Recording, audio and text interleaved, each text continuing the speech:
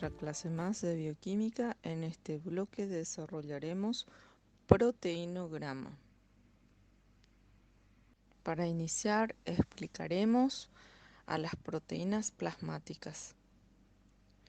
El suero contiene una fracción de proteínas solubles que aparecen tras la retracción del coágulo sanguíneo. Este suero carece de un tipo de proteína plasmática que en este caso sería el fibrinógeno, pues estará formando parte del coágulo a través de su formación de fibrina en las redes de fibrina que colaboran en la formación del coágulo. Las funciones de estas proteínas plasmáticas son como las de transporte de compuestos endógenos, exógenos, poco solubles en agua, por ejemplo, medicamentos, hormonas, calcio, regulación de la presión oncótica y el balance intra-extravasal de agua, respuesta inflamatoria y control de la infección, PCR, proteína C reactiva, fibrinógeno, ferritina, etc. En cuanto a su síntesis, la mayor parte de las proteínas plasmáticas se sintetizan en el hígado. Los linfocitos B son los responsables de la síntesis de las inmunoglobulinas. El catabolismo de estas proteínas plasmáticas tiene lugar en muchas y distintas células, por ejemplo, endoteliales, fagocitos mononucleares, fibroblastos cutáneos. Puede darse por pérdidas por filtración glomerular, pérdidas a través de la pared intestinal. En cuanto a su estructura, estarán formadas por aminoácidos. Al hablar de proteínas, su secuencia estará dada por los monómeros de aminoácidos unidos a través de enlaces peptídicos. La disposición espacial de esta secuencia de aminoácidos condiciona su carácter intrínseco y las diferencias de otras proteínas plasmáticas. Los aminoácidos, debido a su composición de grupos ácidos y básicos, al disociarse en agua, confieren a la molécula cargas positivas y negativas. La molécula proteica representa una carga neta, suma de las cargas positiva y negativa. La carga eléctrica de la proteína depende del grado de disociación de sus grupos funcionales, ácidos y básicos, lo cual depende del pH, del medio en el que se encuentra. Aquí podemos observar un componente estructural de una cadena proteica representando las proteínas plasmáticas en un pH ácido con las cargas correspondientes a su cadena y también la representación para un pH básico con las cargas de su cadena proteica. Proteinograma es el análisis de proteínas plasmáticas en suero humano utilizando el método de la electroforesis en papel de celulosa. El objetivo de esta técnica es poder analizar de forma rápida la presencia de proteínas plasmáticas que podamos encontrar en una muestra de suero sanguíneo mediante un método bioquímico basado en reacciones enzimáticas. Además, este método nos permite cuantificar las proteínas plasmáticas si es que estamos analizando suero sanguíneo. Es importante considerar que la sangre entera está compuesta de agua, proteínas, electrolitos y células o elementos formes como las células blancas, que son los encargados de la defensa. En este caso hacemos mención a los leucocitos, las plaquetas encargadas de la coagulación o también denominadas trombocitos, los hematíos eritrocitos, células rojas, encargadas del transporte de oxígeno a los tejidos. El suero Es la porción líquida de la sangre que contiene a los electrolitos, agua y proteínas, se obtiene dejando coagular la sangre entera, unos minutos en un tubo de ensayo. Luego se divisarán dos fases, un decantado, coágulo, que corresponde a la fase semisólida celular. El sobrenadante sería el suero. Extrae con una pipeta Pasteur. De este modo podemos obtener el suero de la sangre. En el proteinograma podemos obtener las proteínas presentes en el suero sanguíneo humano. Este suero sanguíneo se somete a una electroforesis para lograr la migración de las proteínas, que será diferencial, dependiendo esta diferencia de la carga eléctrica de la proteína. Posteriormente, teñiremos y podremos valorar los resultados. Es importante recalcar que para el análisis de proteinograma, la metodología utilizada es la electroforesis. Las proteínas son capaces de moverse en función de su carga y tamaño cuando son sometidas a un campo eléctrico.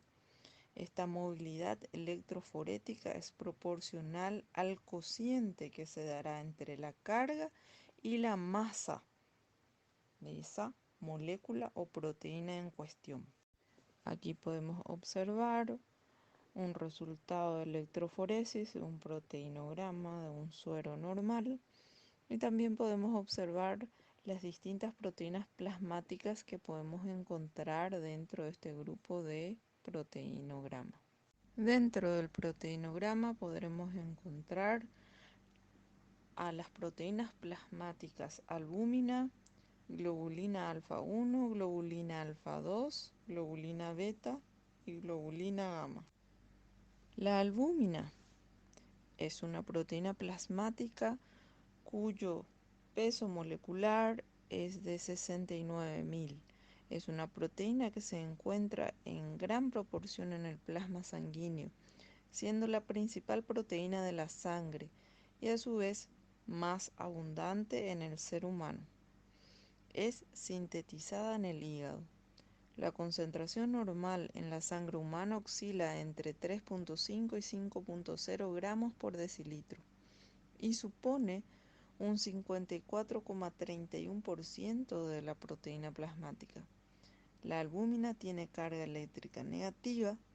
La membrana basal del glomérulo renal también está cargada negativamente, lo que impide la filtración glomerular de la albúmina en la orina. En el síndrome nefrótico esta propiedad es menor y se pierde gran cantidad de albúmina por la orina. Existen varios tipos de albúmina. Por ejemplo, la ceroalbúmina es la proteína del suero sanguíneo. La oalbúmina es la albúmina de la clara de huevo. La lactoalbúmina es la albúmina de la leche. Las causas de la deficiencia de esta proteína plasmática albúmina podrían ser cirrosis hepática por disminución de su síntesis hepática, desnutrición, síndrome nefrótico por aumento de su excreción, trastornos intestinales, en donde habría una pérdida en la absorción de aminoácidos durante la digestión y pérdida en el caso de presentarse diarreas, enfermedades genéticas que provocan hipoalbuminemia, pero que en este caso son muy raras. En las fracciones proteicas podríamos tener albúmina sérica y la prealbúmina. La albúmina sérica, banda mayoritaria entre 53 y 66% del total del proteinograma. Posee valores normales en el caso de los recién nacidos aproximadamente entre 2.9 a 5.5 gramos por 100 ml, en niños 3.8 a 5.5 y en los adultos estaría oscilando entre 3.3 a 6.1 o 2.7 a 5.6. La prealbúmina que posee mayor movilidad electroforética, tiene un rápido recambio y es indicador del estado nutricional.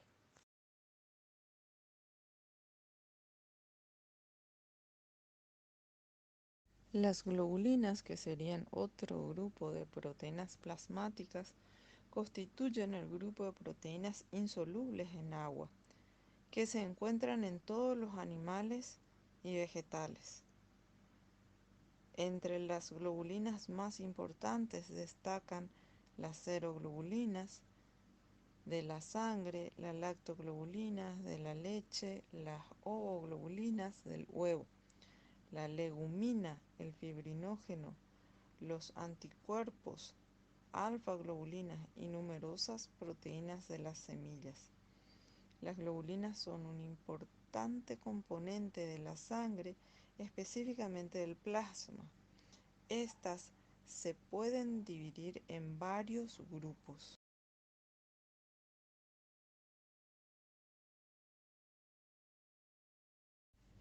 Los principales grupos de globulinas son las globulinas alfa del tipo 1 y 2, las globulinas beta y globulinas gamma. Algunas de las siguientes globulinas se clasifican como reactivo de fase aguda. Esto quiere decir que son proteínas que van a aumentar o disminuir su concentración en el plasma a partir de los procesos inflamatorios o infecciosos y que van a servir para determinar ciertas patologías. La concentración promedio de las alfa-globulinas en sangre es de 1.5 gramos por decilitro, mientras que la concentración de la albúmina es aproximadamente 4.2 gramos por decilitro y la de las demás proteínas séricas menor a 0.5 gramos por decilitro.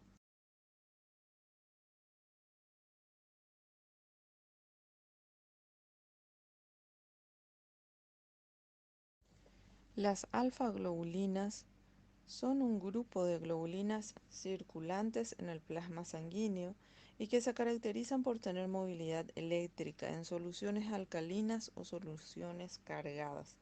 Tienen la peculiaridad funcional de inhibir ciertas proteasas sanguíneas. Alfa-1 globulinas. En este grupo, las más importantes son las alfa-1 antitripsina y la globulina fijadora de tiroxina. Alfa-2 globulinas. En este grupo encontramos a la aptoglobulina, ceruloplasmina, HDL, angiotensinógeno, alfa-2 macroglobulinas. En las fracciones proteicas, para la fracción alfa-1 globulinas, podemos tener que aumentan durante los procesos inflamatorios agudos, neoplasias, infartos y necrosis, de 1.9 a 4.1% del total del proteinograma.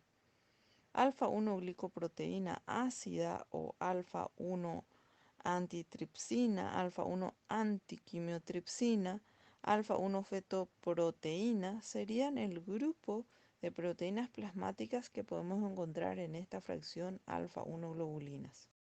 En el grupo de fracción alfa-2 globulina tenemos que aumentan en el síndrome nefrótico, ictericia obstructiva, tuberculosis, inflamación crónica, entre el 7.7 al 12.3%. En este grupo de proteínas plasmáticas encontraremos a alfa-2 macroglobulina, en el caso del síndrome nefrótico, ceruloplasmina, en el transporte de cobre, enfermedad de Wilson,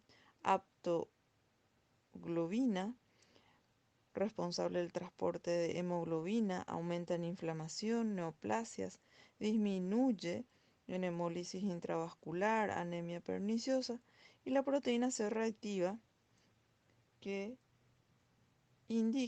es un indicativo de procesos inflamatorios e infecciosos. Las beta-globulinas son un grupo de globulinas circulantes en el plasma sanguíneo y que se caracterizan por tener cierta movilidad eléctrica en soluciones alcalinas o soluciones cargadas, donde son más migratorias que las globulinas gamma. pero menos que las globulinas alfa. Estas proteínas han sido medidas en mamíferos y en otros animales como las ranas.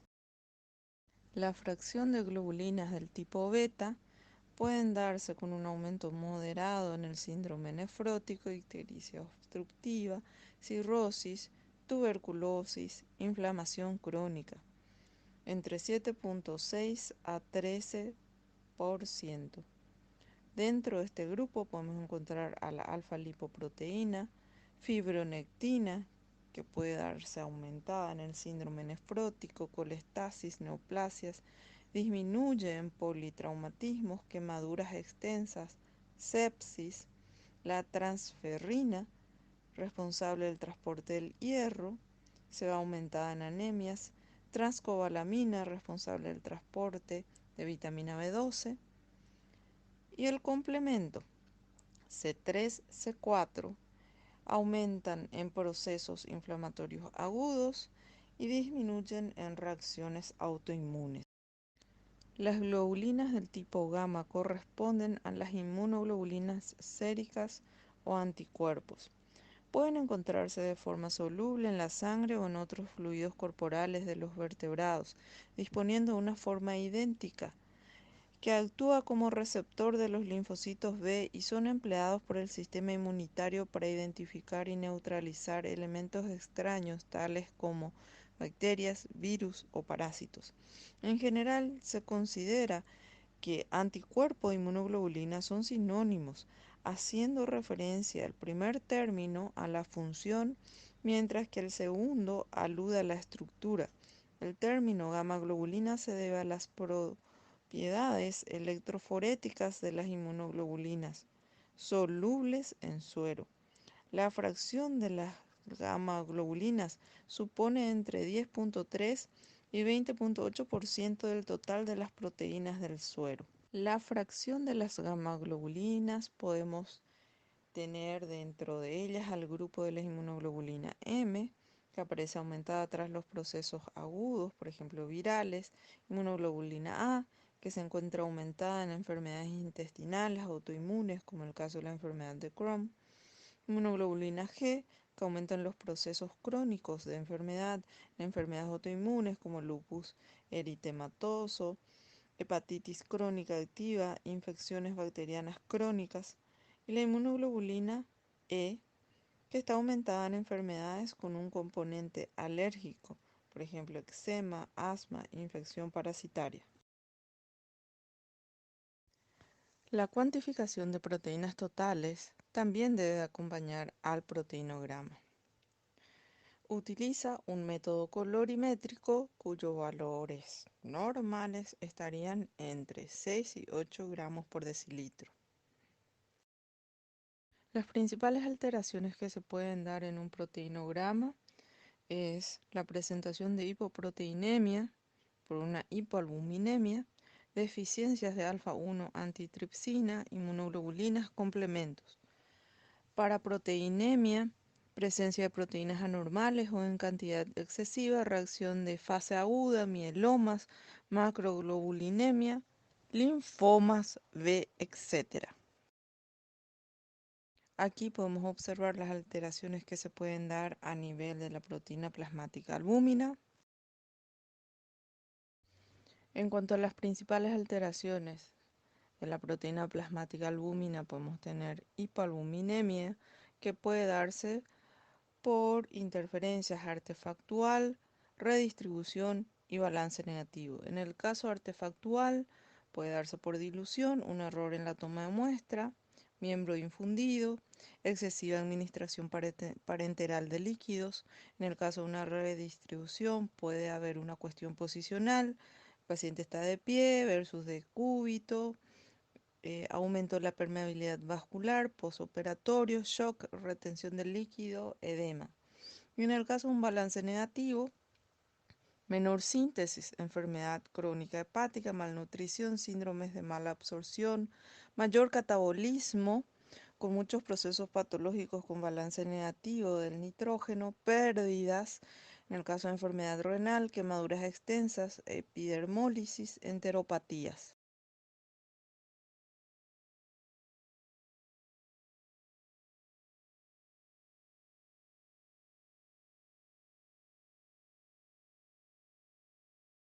Las consecuencias en el caso de una hipoalbúmina serían edema con extravasación de líquido, y en el caso de transporte, muchos compuestos endógenos van unidos a la albúmina, por ejemplo, calcio, ácidos grasos.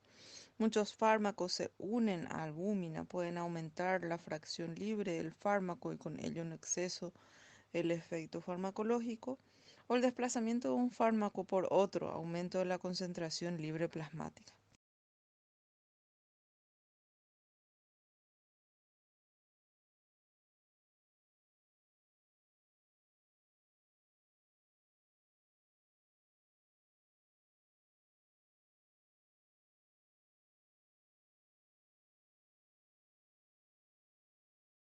En la reacción de fase aguda, lo que tenemos es cambio en la síntesis hepática de proteínas plasmáticas como consecuencia de la regulación de los genes inducidas por citoquinas inflamatorias, como en el caso de la interleuquina 6, 1B y el factor de necrosis tumoral del tipo alfa, un aumento importante de PCR, eh, alfa 1 antitripsina, alfa 1 glicoproteína ácida, ferritina, IgG, complemento C3C4, ceruloplasmina y alfa 1 antiquimiotripsina.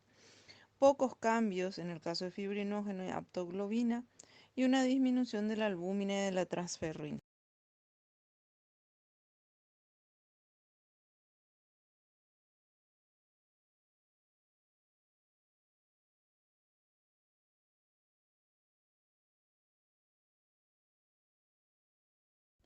La hipergamaglobulinemia policlonales se manifiestan en inflamaciones crónicas, hepatitis crónica, cirrosis e infecciosas, brucelosis, lepra, endocarditis y ciertas enfermedades autoinmunes, lupus. La hipogamaglobulinemia se presenta en el síndrome nefrótico, mieloma con proteinuria de Vincent-Jones, gran parte de las leucemias crónicas, síndrome de Cushing. Existen también agamaglobulinemias. Gamapatías de células B, plasmacitomas, mieloma múltiple, macroglobulinemia de Waldenström. En el estudio general de las variaciones del proteinograma se deben tener en cuenta las variaciones en más hiperproteinemias o en menos hipoproteinemias, de la proteinemia total y de las diferencias de las diferentes fracciones proteicas que integran el proteinograma. Todas las hiperproteinemias son debidas a un gran número de las globulinas y las hipoproteinemias a un descenso de la albúmina. Aquí pueden observar en este gráfico los valores normales de proteínas plasmáticas, tanto para proteínas totales, albúmina, globulinas alfa, beta y gamma. Aquí en este gráfico podremos observar cuál sería la presentación de estas proteínas plasmáticas en un resultado de electroforesis y, por último, la interpretación de resultados en este cuadro de resumen, incluyendo la hiperproteinemia, variación ligera o nula de la proteinemia total y la hipoproteinemia, en el caso siempre viendo cuáles son las fracciones variantes, sean albúminas o globulinas alfa, beta o gamma, y los procesos típicos a los que corresponden. Espero que este cuadro de resumen les sea útil para mejor interpretación de este bloque de proteinograma. Continuamos para la próxima.